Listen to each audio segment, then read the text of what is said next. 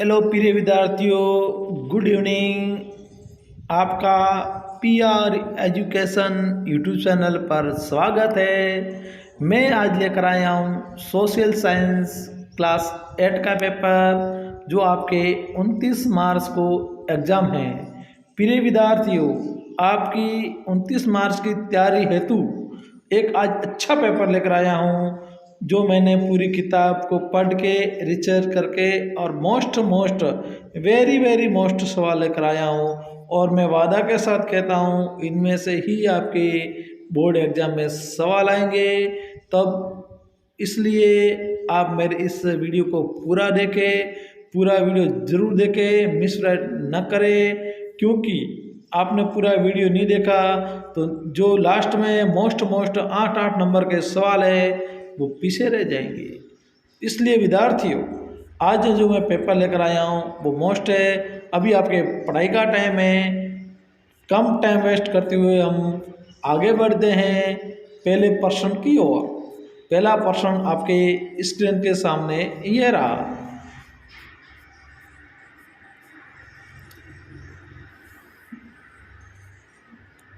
अल्पसंख्यक की अवधारणा का संबंध है। अल्पसंख्यक की अवधारणा का संबंध है बाकी जनसंख्या की तुलना में कम जनसंख्या का होना, संता और संसाधनों तक कम पहुंच का होना, सामाजिक सांस्कृतिक प्रथा का होना, या उपयुक्त सभी। तो इसमें सही उपयोग सभी। तो इसमें उपयोग सभी सही है, क्योंकि जो अल्पसंख्या की अवधारणा का संबंध होता है तो उसमें वहाँ की जनसंख्या भी बहुत कम होती है। उस अल्पसंख्या की संता व संसाधनों की वह पहुँच की कम होती है। सामाजिक और सांस्कृतिक प्रथा भी उसमें होती है। तो इसमें सही होगा उपयुक्त सभी। प्रिय विद्यार्थियों, अगला सवाल है,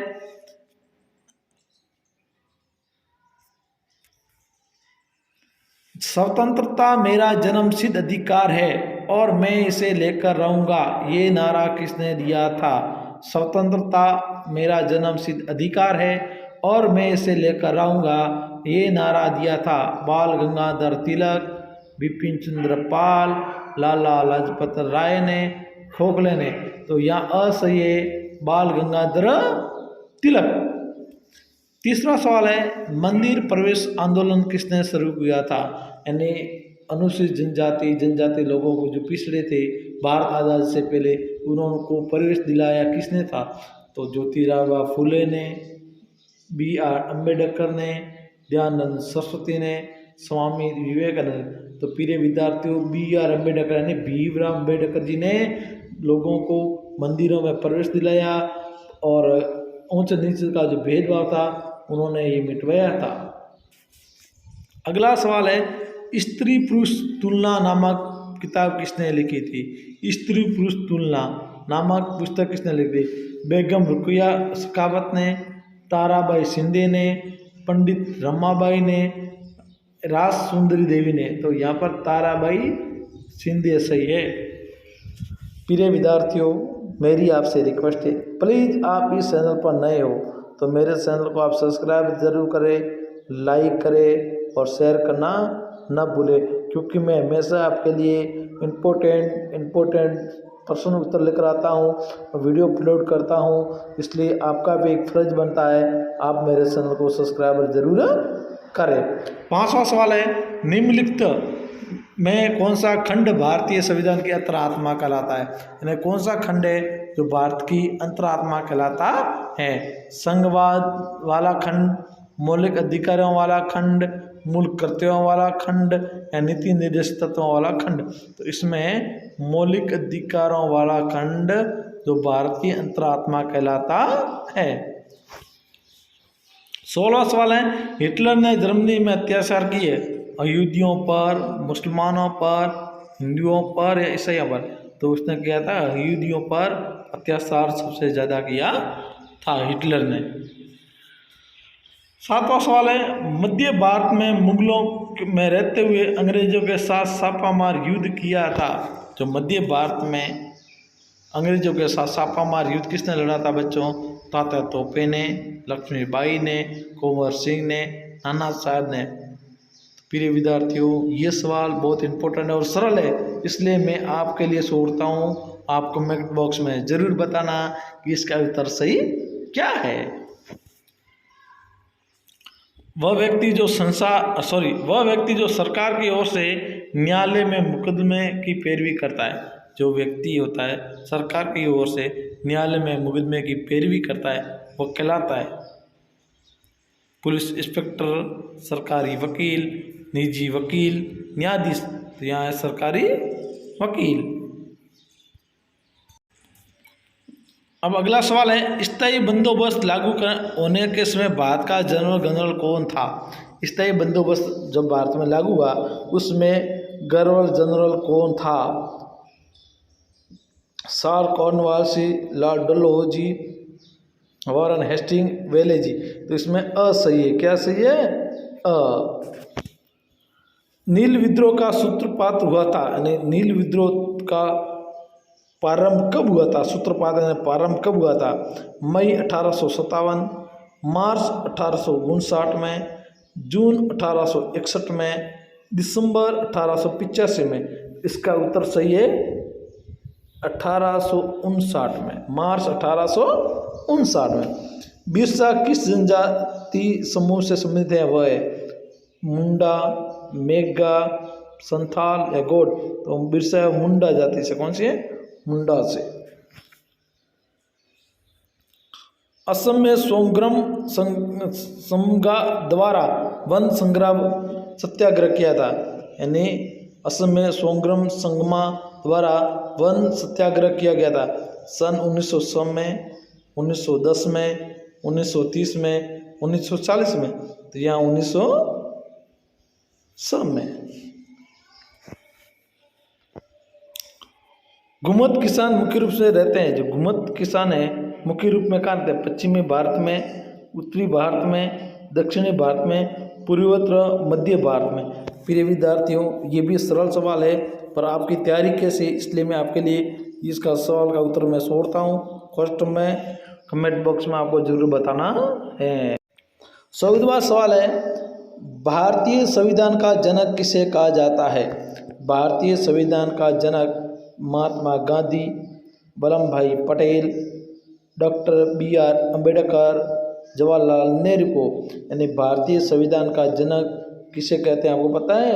डॉक्टर भीमराव अम्बेडकर को।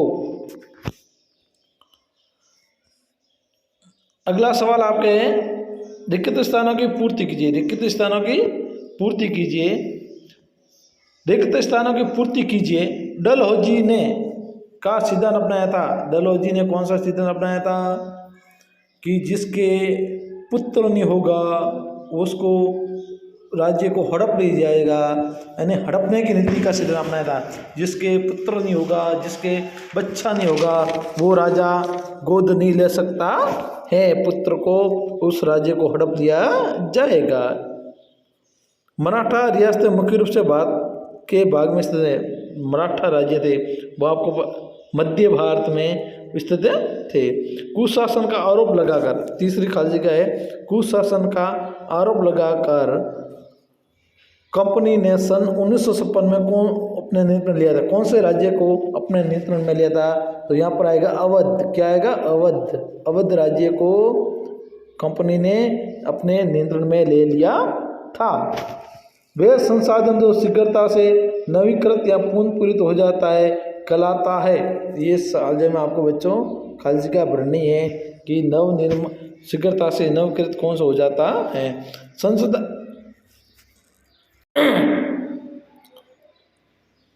संसाधनों के निर्माण में समर्थ होने के लिए लोगों में कौशल में सुधार करना क्या कहलाता है? जो संसाधनों में निर्माण के समर्थ होने के लिए लोगों में कौशल में सुधार करना क्या कहलाता है? आपको इस खाली जगह में पढ़ना है। घरेलू हिस्सा महिला सुरक्षा कानून कब लागू हुआ? तो यहाँ पर आ जाएगा 2006। 2006। भारत में सभी लोगों की नज़र में बराबर होते हैं। भारत के सभी लोगों में धर्मनिरपेक्षता के आधार पर सभी बराबर होते हैं। अगला सवाल है, निम्नलिखित स्तंभ अ को स्तंभ ब से मिलान करना है। स्तंभ अ को स्तंभ ब से मिलान करना है।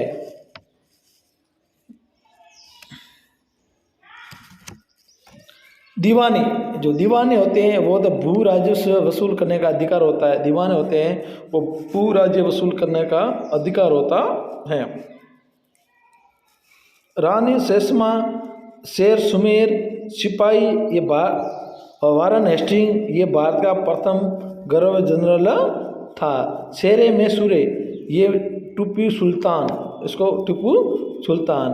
और सिपाही कीर्तन में अंग्रेज विरोधी आंदोलन का नेतृत्व कर रहे थे रानी सेपैया हैं, और सिपाही है और सिपोया था, ऐसे मिलान करना आपको।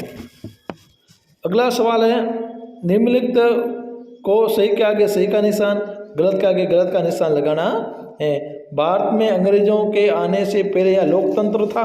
लोकतंत्र समझते हो, जैसा अभी हमारा है, अभी लोकतंत्र चल रहा है, लोग जनता द्वारा चुना गया राजा प्रधानमंत्री। तो ऐसे पहले क्या लोकतंत्र था? हाँ है तो हाँ लिखना है, नहीं है तो क्रॉस का सीन लगाना है। नहीं, पहले लोकतंत्र नहीं था, पहले राजा प्रजा जाते। वो हमारे संविधान में न्यायपालिका की पूरी तरह स्वतंत्र रखा गया है। हाँ, हाशीकरण एक कारण, अलग भाषा भी होता है।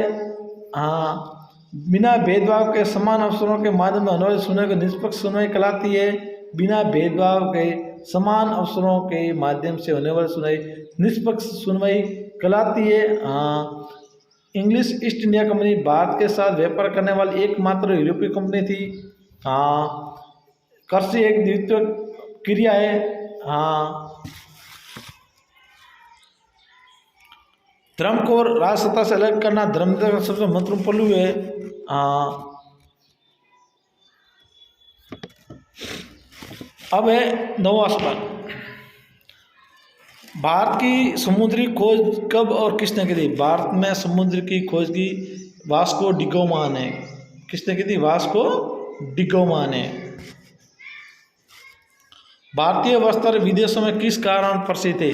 भारत के वस्त्र चमकीले, सस्ते, सुंदर, टिकाऊ होने के कारण विदेशों में इसकी मांग ज़्यादा थी। और यहाँ की जो जूट ऊन कोमल थी, इसके कारण यहाँ के लोग, यहाँ से व्यापारी लोग वहाँ सस्ते दामों में लेकर जाकर बड़े दामों में बेचते थे। बंगाल का विभाजन किसने किया? बंगाल के नवाब और अंग्रेजों के बीच में 1905 में जो संधि हुई और बंगाल का विभाजन हो गया था। भूमि निम्नीकरण के को दो कारण लिखिए। भूमि के निम्नीकरण के दो कारण बताने आपको, और ये प्रिय विद्यार्थियों मोस्ट इम्पोर्टेंट सवाल है। इसका उत्तर अपने पाठ्य पुस्तक या पास में से ढूंढ के याद करना जरूरी है। सरकार के 3 अंग कौन कौन से? सरकार के 3 अंग कौन कौन से? कार्यपालिका, न्यायपालिका, जो भी है सरकार के जो अंग है, आपको तीनों अंगों के नाम लिखने हैं। धर्मनिरपेक्षता का मूल मंत्र क्या है? धर्मनिरपेक्षता का मूल मंत्र है सभी धर्मों को समान भाव से देखना, सभी धर्मों का समान भाव से सम्मान करना, सभी धर्मों के किसी धर्म के साथ कोई ऊंच नीच का भेदभाव नहीं करना, सभी धर्म को मनाने की आज़ादी देना। राजस्थान में करणी माता का मंदिर कहाँ पर स्थित है? राजस्थान में करणी माता का मंदिर देशनोक बीकानेर में। करणी माता का मंदिर कहाँ पर है? देशनोक बीकानेर में। सिपाहियों ने बने कास्तूर पर क्यों ऐतराज किया? जो सिपाहियों ने जो अंग्रेजों के द्वारा कास्तूर बनाए गए थे उसके ऊपर ऐतराज क्यों किया? क्योंकि उस पर गाय और सूअर की चर्बी की टोपी लगी हुई थी और उस टोपी को मुंह से पहले खोलना पड़ता था, और इसलिए हिंदू और मुसलमान के जो सैनिक थे उसको ऐतराज जता रहे थे क्योंकि इससे हमारा धर्म नष्ट हो रहा है, इसलिए वो टोपी के कास्तूरों के हाथ लगाना नहीं चाहते थे। घरेलू हिंसा से आप क्या समझते हैं? हिंसा को शिकार महिलाओं को नए कानून के कौन कौन से मुख्य अधिकार प्राप्त हो? घरेलू जैसे आज कल हमारे पड़ोस में आप देखते हो, कोई नववधु आती है तो उसको प्रताड़ित करते हैं दहेज के लिए, किसी के लिए उसको प्रताड़ित करना या उसको तंग करना, मारपीट करना, ये घरेलू हिंसा है। तो उसके बारे में आपको वर्णन करना है। मृदा निर्माण को प्रभावित करने वाले कारक कौन कौन से? बहुत इंपॉर्टेंट सवाल है बच्चों, वेरी मोस्ट है, वेरी मोस्ट। आपको ये याद करना है, आपके पाठ्य पुस्तक में या सजीव पाठ्य में उत्तर दिया हुआ है। याद करना है। नागरिकों के मौलिक अधिकार क्यों आवश्यक है? नागरिकों के मौलिक अधिकार है वो क्यों आवश्यक है? क्योंकि हर व्यक्ति को अपने जीने का अधिकार होता है और जीने के अधिकार के लिए मौलिक अधिकार जरूरी है। ये भी आपके पाठ्य पुस्तक में दिया है, ये भी मोस्ट है बच्चों, ये जरूर आएगा, 100% आएगा आपके एग्जाम में। तो अभी से आप तैयारी शुरू कर दें और याद कर ले। 1857 के बगावत के सोचो अंग्रेजों ने अपनी नीतियाँ किस तरह बदली, यानी 1857 क्रांति हुई, बगावत हुई, उसमें अंग्रेजों ने अपनी नीतियों किस तरह बदला, उसके बारे में आपको वर्णन करना है। तो प्रिय विद्यार्थियों, आज इतना ही। कल एक और मैं आपके लिए अच्छा पेपर लेकर आऊँगा। तब तक बने रहिए मेरे इस चैनल पर। चैनल को सब्सक्राइब जरूर करें, लाइक करें, शेयर करना न भूलें। आज जो पेपर है बहुत इंपॉर्टेंट पेपर है बच्चों। आप इस चैनल पर नए हो तो मेरे चैनल को सब्सक्राइब जरूर करना, लाइक करना, शेयर करना मत भूलना।